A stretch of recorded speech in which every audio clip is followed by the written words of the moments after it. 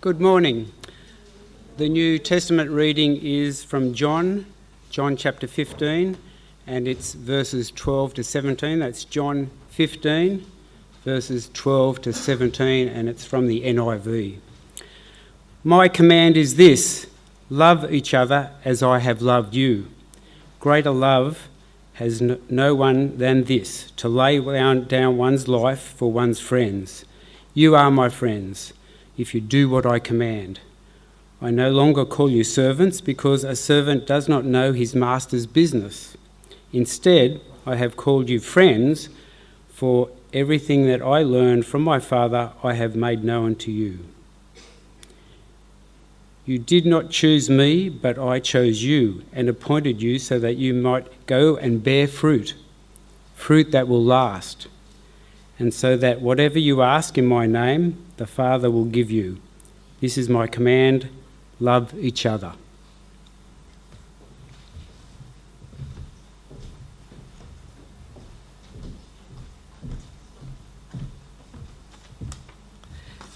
The Old Testament reading is from a variety of passages in Proverbs.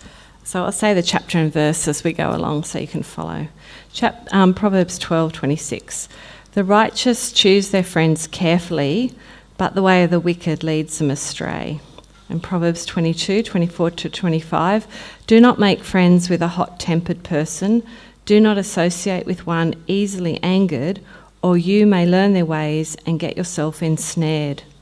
Proverbs 27:9-10. Perfume and incense bring joy to the heart, and the pleasantness of a friend springs from their heartfelt advice.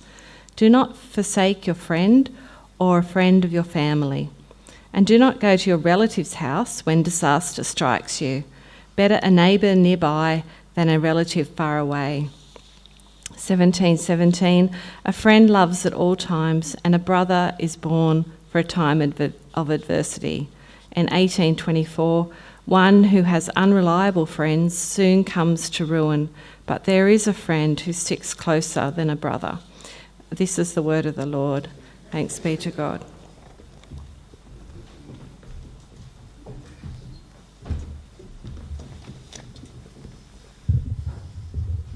Well, I'm going to invite Hayden to come and speak to us, and as he comes, I thought I'd just ask a couple of questions so that we can get to know him a bit.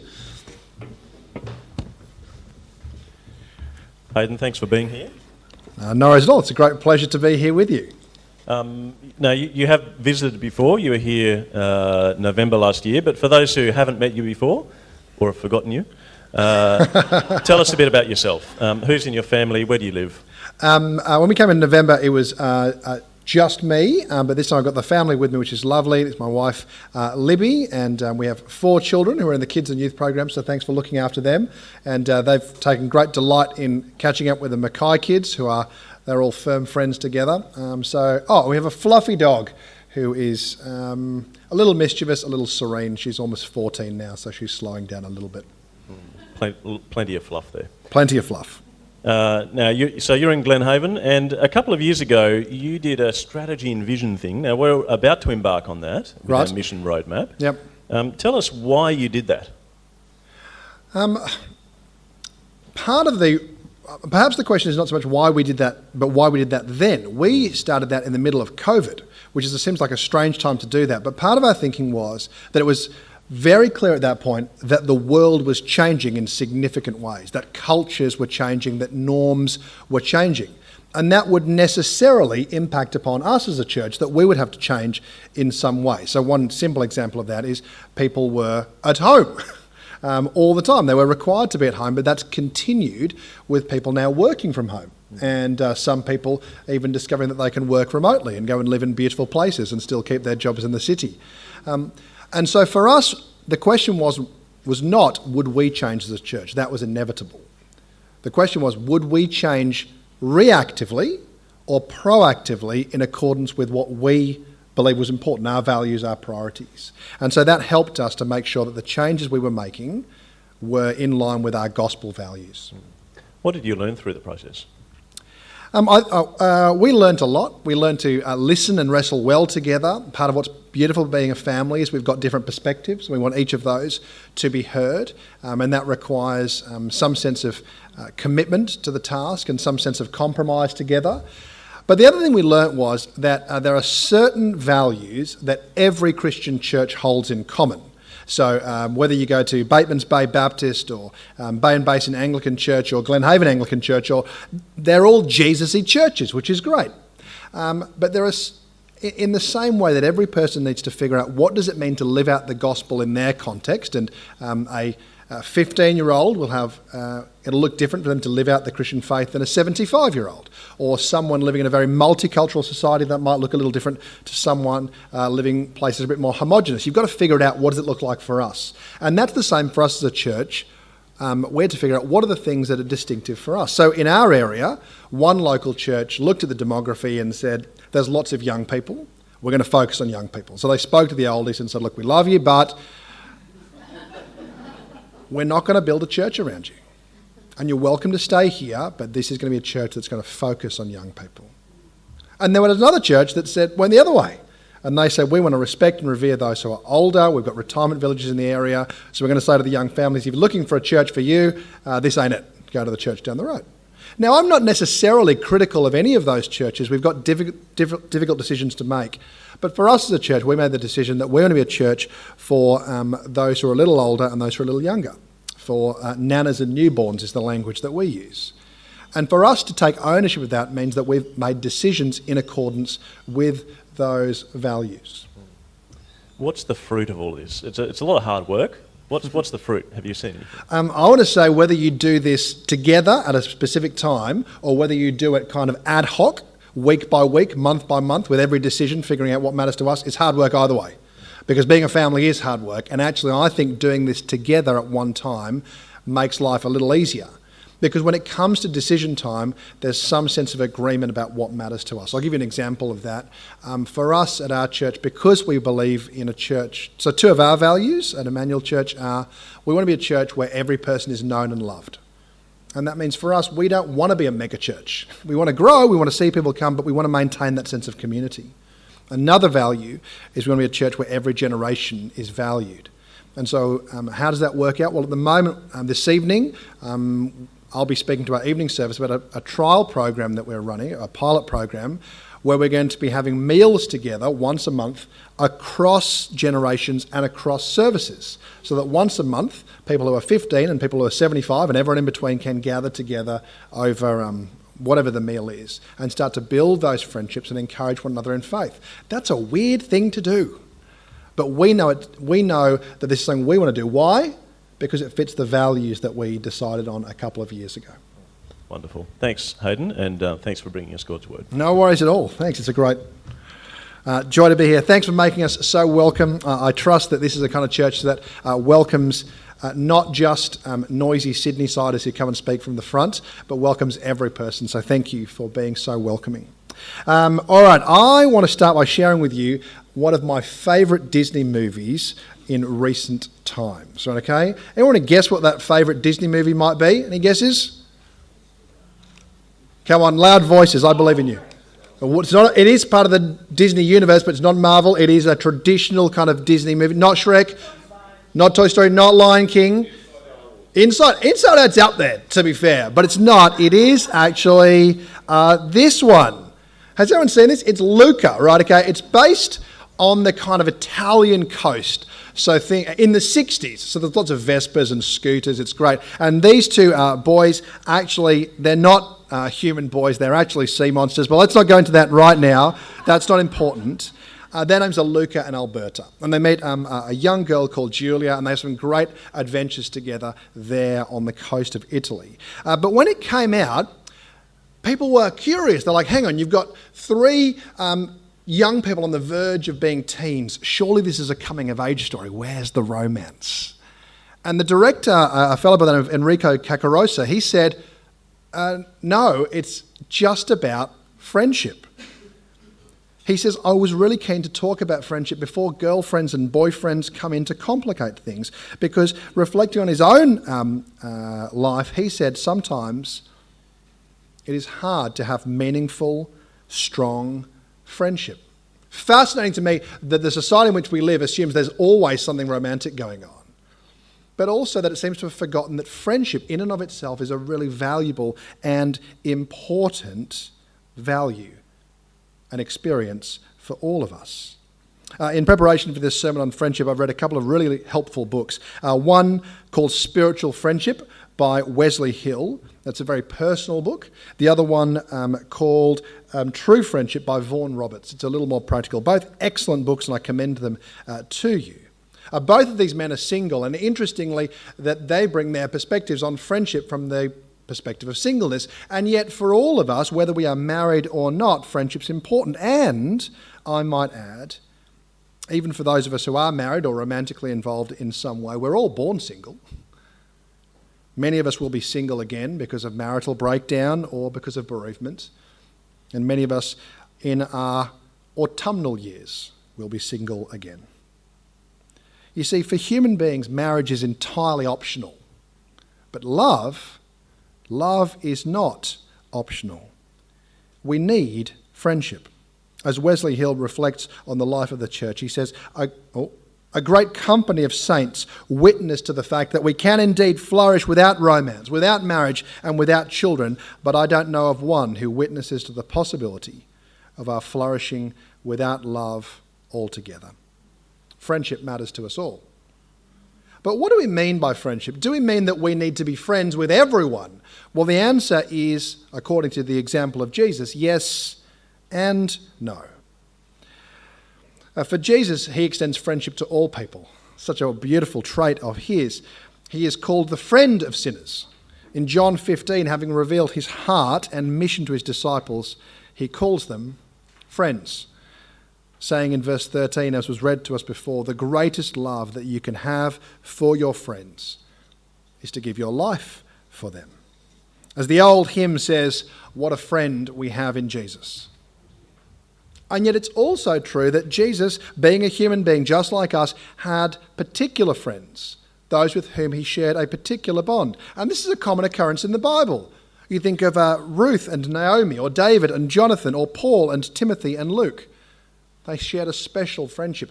Jesus chose 12 from amongst the crowd. And from the 12, there were 3 that it seems he was especially close to, Peter, James and John. And of John, he is the one he is described as the disciple Jesus loved, or I think in modern parlance, his best friend.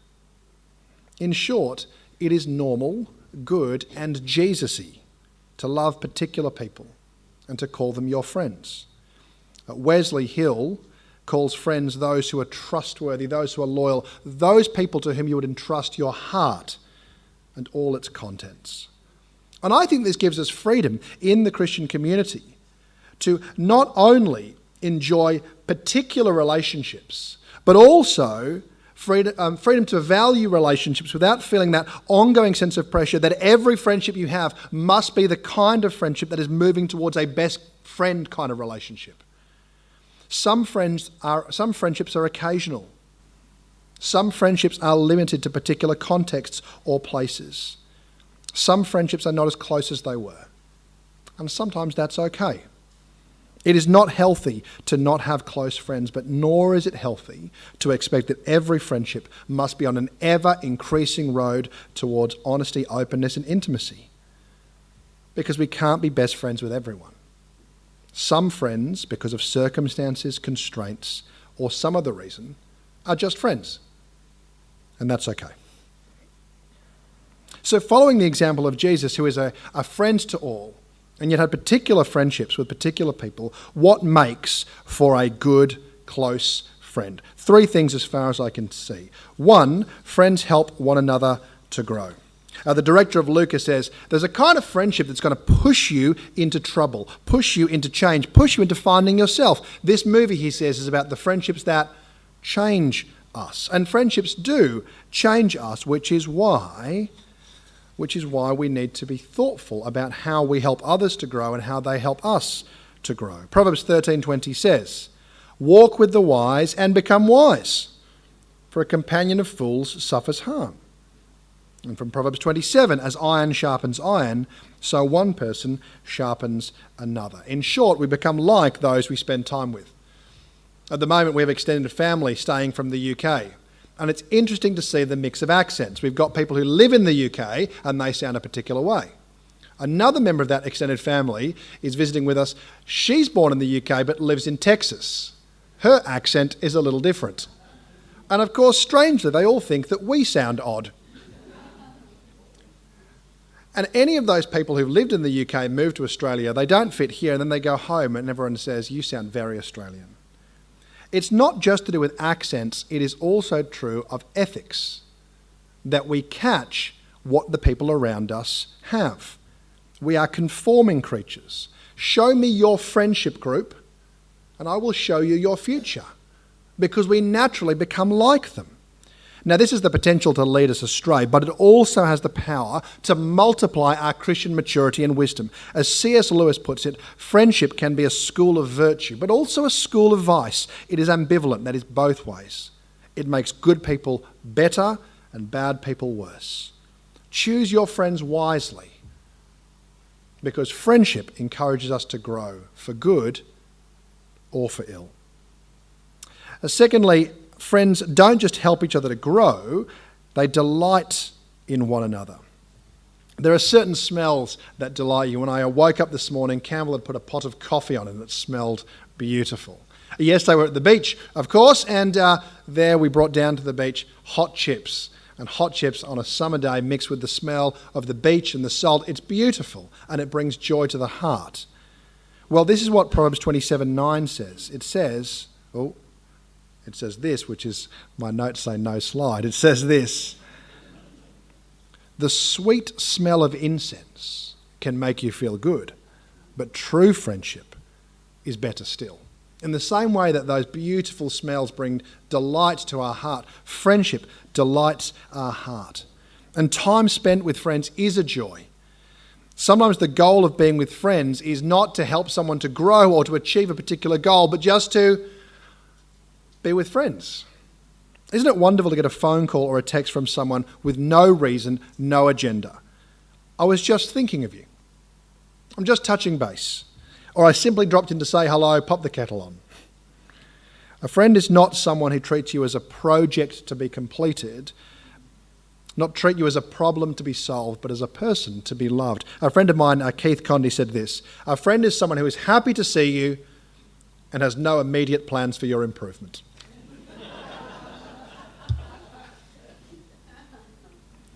I do want to pause for a moment, though, and acknowledge something that I don't think our society commonly acknowledges, which is the grief of when someone loses a friend through a variety of circumstances. You might, for example, think of 2 Samuel 1:26, where David expresses such grief at the death of his friend, Jonathan. He says, I grieve for you, Jonathan, my brother. You were such a friend to me. Your love for me was more wonderful than the love of women. I cannot imagine what it is like to lose a spouse, and I think our society cares as best as it can for those who lose, for someone who loses a husband or a wife. I think it's not uncommon for workplaces to say, take all the time you need coming back to the workplace.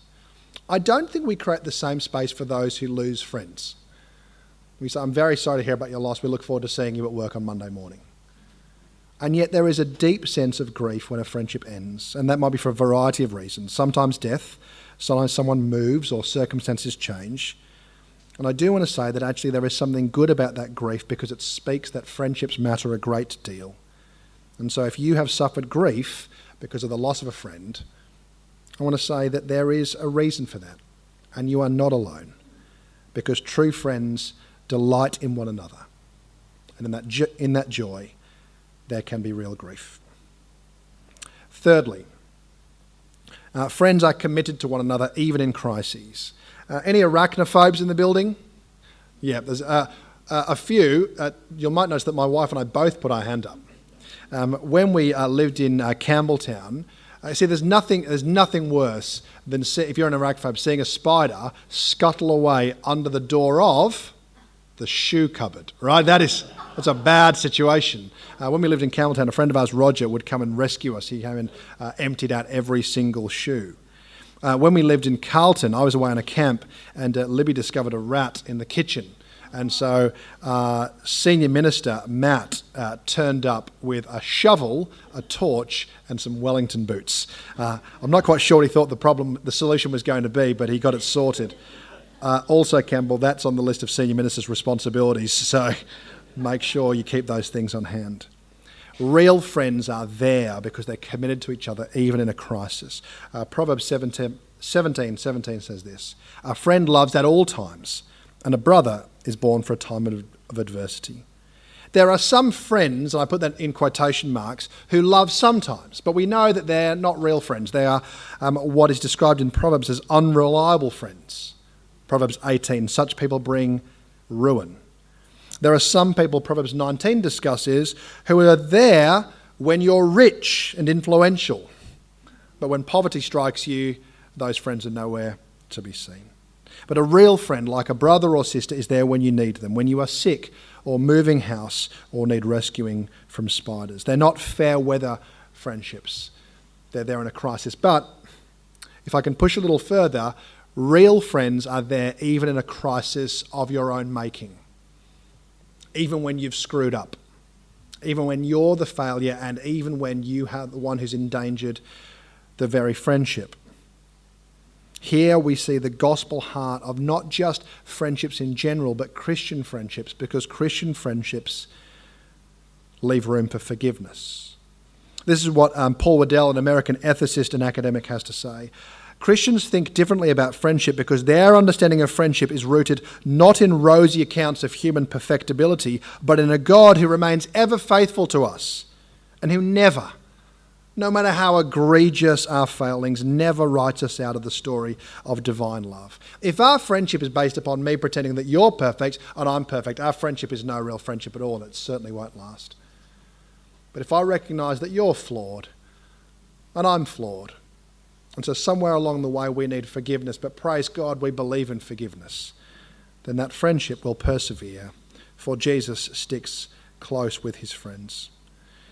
In Luca, the movie, Luca's friend Alberto, Luca's going off to school for the term and Alberto comes to say goodbye. They've grown in all sorts of ways together, and in that goodbye, we realise that they are committed together. Alberto yells out to the moving train, "You're never without me. The next time you jump off that cliff or tell Bruno to quit bothering you," Bruno's his inner voice, he says, "That's me." A friend loves at all times. We do want to see each other grow. We do take delight in one another, but also we are committed to one another, even in moments of crisis. So what steps can we take in our friendships? Firstly, choose your friends wisely. Proverbs 12:26 and 22:24-25.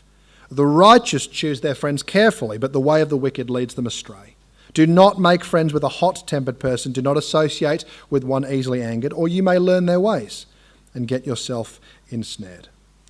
In peak silliness, there is this show on TV, Married at First Sight.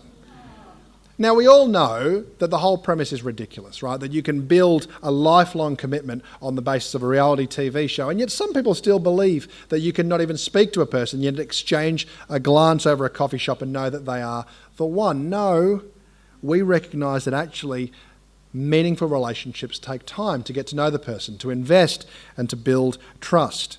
Similarly, if this is not your cup of tea, from Frozen, you know you can't choose a husband or wife simply because you finish each other's sandwiches.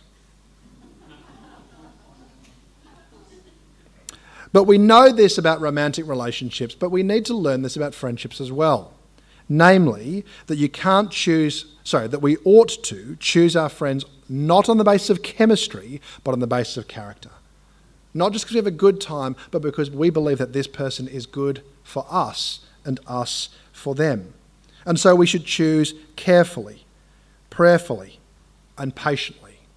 Choose your friends well. Secondly, one of the interesting things about Proverbs is that it reminds us that a few deeper friendships are better than many shallow ones. I'll say that again. A few deeper friendships are better than many shallow ones. I'm not sure if you're familiar with this idea of Vegemite people and peanut butter people. Has anyone heard this before? It's the idea that when it comes to relationships, Some people are like Vegemite. You scrape it on very thin, but it goes a long way. A jar of Vegemite lasts a long, long time. And I'm a bit like this. I have friends in all sorts of countries and all sorts of places, and some of them whom I don't see very often at all. But when I catch up with them, it's great. But some people are like peanut butter, or if you don't like peanut butter, you can imagine Nutella, right? You really layer it on.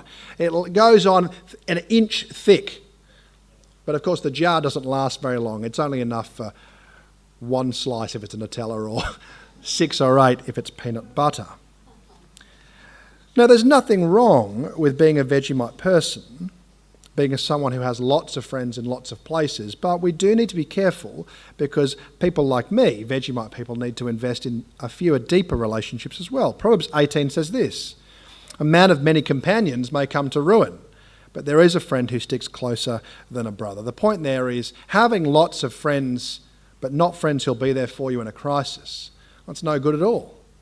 But having 1 or 2 friends who is like a brother to you, or a sister to you, or like a best friend to you, that matters a great deal. But I think this idea of cultivating a few friendships is harder now than ever it was before. We are more networked, more mobile, more densely populated, more online than ever. And social media means that we have so many contacts. But how many of them are true friends? There's some research that shows a correlation between an increase in technology and a decrease in the capacity to empathise with and be emotionally present with others. Our eldest daughter has a mobile phone, and I've been driving her to and from places, and one thing I've asked of her as part of courtesy with her phone is to say, if you're with one other person, ask permission before you go on your phone. So do you mind if I just send a quick text message, or I just need to check when the bus is, do you mind awfully? Because if you're the person without the phone and you're driving or sitting in a cafe and the other person is checking text messages or scrolling through Instagram or checking sports scores, guilty of that, it doesn't intend to, but it does subtly communicate to the other person that whatever else is going on elsewhere with other people is more important than what's going on here with you. You see, my fear is not that phones connect us to people who are absent. I think that's a great thing about phones. My fear is that they disconnect us from those who are present. Next time you're in a cafe, look around and see how many people are sitting with people and yet not connecting with the people they're with. Now, Evie quite rightly points out that if I'm asking her to put her phone away, then I need to do the same. Oh, I see. And I'm practicing that. But cultivating relationships with a few people is hard when we are connecting to so many. This is what Wesley Hill says of this. What we need now isn't disinterested, disembodied companionship. We need stronger bonds between brothers and sisters in Christ. We need ways to voluntarily surrender our freedom and independence and link ourselves spiritually and tangibly to those we've come to love. And that's an interesting comment there about freedom and independence, because it means that if we're going to have meaningful relationships, we need to sacrifice a little something. It means that our diaries will need to change to make time for that 1 or 2 or 3 people who really matter to us. Our hobbies may need to change. They're interested in that. I'm not, but I'm about to become interested in that thing. Or that our behaviour or habits may need to change so that we can truly be a friend to others. Investing in your friends. It says, firstly, to choose your friends wisely. Secondly, to cultivate a few good friends. And thirdly, be willing to invest deeply. Proverbs 27. Do not forsake your friend or forget about your friends or a friend of your family, and do not go to your relative's house when disaster strikes you. Better a neighbour nearby than a relative far away. The point there is, don't forget your friends. Don't neglect your friends. Don't take them for granted. We recently went to a friend's house, and their little boy was playing the piano. Apparently it takes 10,000 hours to become an expert at playing the piano or any other thing. I think he's just starting his journey. But getting good at anything requires practice, and this is true of our friendships as well. You need to learn how to be a good friend, not just in general, but to your particular friends. Proverbs 27:14. It's important to know whether your friend is a morning person or an evening person. Proverbs 25:20. It's important to know whether someone needs cheering up or whether they just need someone to sit with them and be present with them in their sadness.